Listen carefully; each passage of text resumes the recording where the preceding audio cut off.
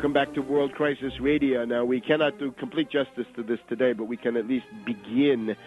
We're talking, of course, about Climate Gate, otherwise known as Green Gate, Gore Gate, Malthus Gate, Environmental Gate.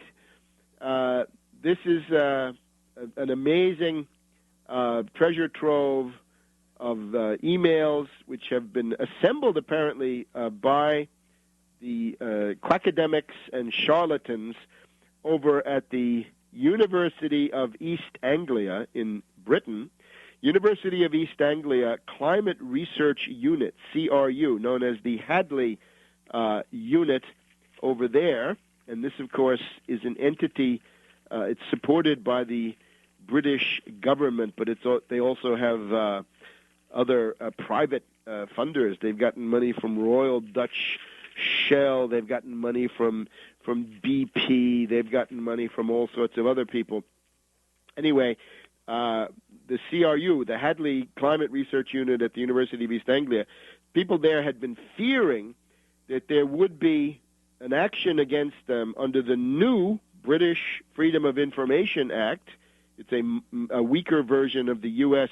long-standing Freedom of Information Act that would force them to divulge and disgorge their international correspondence, mainly in the framework of the Intergovernmental Panel on Climate Change of the United Nations, right? The UN's Intergovernmental Panel on Climate Change, and especially their fourth report of 2007, the IPCC of the UN, that has been used to beat people over the head, to tell them you're a yahoo, you're an illiterate, you're a bumpkin, a cit, you don't know anything, because the debate is over, says Al Gore, and to enforce it, Al Gore, of course, will not debate anybody on this. So now some unknown benefactor of humanity has come along and filched these emails from their files. He's apparently gotten his hands on the massive stuff that they would have had to put across.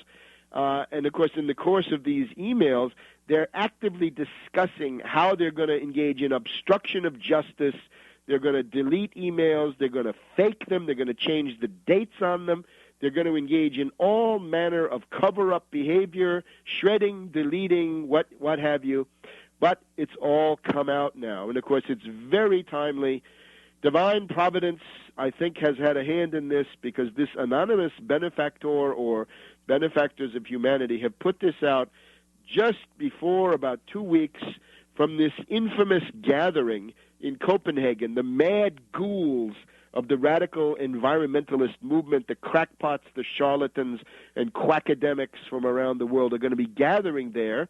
I'm reminded, of course, of the UN Food Conference in Rome back in November of 1974, a similar kind of event from which I was personally ejected by the UN bureaucracy. But they're all coming together and said, oh, they meet under the cloud of this event. Now, the Obama White House has not yet responded in any detail to these leaks, to this hacking, if you will. But we're told that Obama is now likely to go to Copenhagen. Barkey is going to go to Copenhagen. The story is he's going to be in Copenhagen on December 9th, and then he will go on to Oslo to collect his Nobel Peace Prize. So another debacle, another catastrophic failure for Obama, the megalomaniac who obviously believes that his hypnotic smile and his chatter, right, his utopian and messianic verbiage is going to melt the hearts of the obdurate delegates. Above all, India, China. Here's one thing where the Indian government has got it right. They don't want to be strangled by these carbon limits. But let's just go back. We've got to think about what can be done about this. There's a whole bunch of scientists.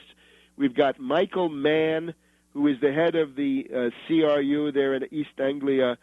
I'm sorry, that guy's name is Jones. You've got Michael Mann, director of the Pennsylvania State University Earth Systems Center, and they talk about how they've got to use data protection to hide this information. They don't want to have it come out.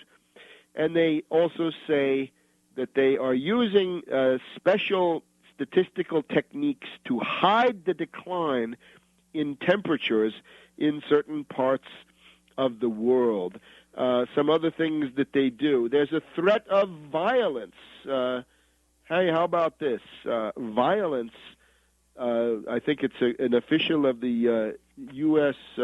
National Oceanics and Atmospherics Administration who says he wants to beat up a rival scientist. This is Ben Santer, who says, I'm really sorry that you have to go through all this stuff, Phil. Phil would be the guy at East Anglia.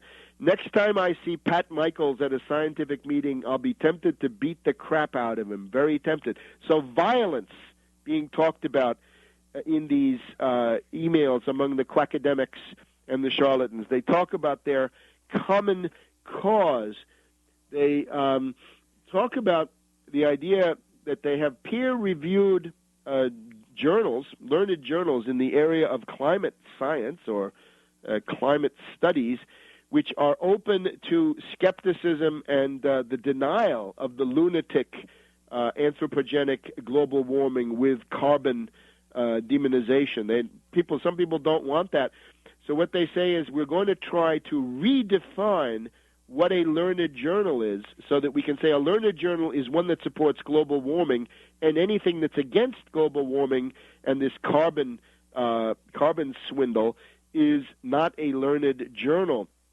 They also say that they're going to try to lean on the editorial boards of these learned journals, to deny them papers from other people, to try to pressure them not to publish other views. We should encourage our colleagues in the climate research community to no longer submit to or cite papers in the learned journal we don't like. So they're falsifying information. They're engaging in obstruction of justice. They're deleting emails. There's crime here. There's fraud here. Notice they also say, though, that they're immune, that the Intergovernmental Panel on Climate Change, they say, is immune from the Freedom of Information Act of the United States and other countries, and that is an absolute monstrosity. The U.S. press not paying much attention to this. We do have John Christie of the University of Alabama at Huntsville. He comes under attack in these emails because he doesn't agree with everything in the IPCC report. So John Christie, University of Alabama, it's disconcerting to realize that legislative actions this nation is preparing to take, which will cost trillions of dollars, are based upon a view of climate that has not been completely scientifically tested. And, of course, the Wall Street Journal then includes a guy, boy, this is, Leibniz is rolling over in his grave. The Leibniz Institute of Marine Science in Germany, the guy says, I can't believe that there's a mafia that's falsifying results and faking the experiments. But that's exactly what they're doing. Now, what we need out of this is, you can see that the quackademics and charlatans engage in neo-McCarthyite behavior, threats of violence, character assassination, freezing out learned journals, defamation, you name it. They're neo-McCarthyites. What they need is a good dose of their own medicine. We've got to have a probe, right? We need a special prosecutor, and I'll tell you in a minute who should be on the target list of that. Back in a minute.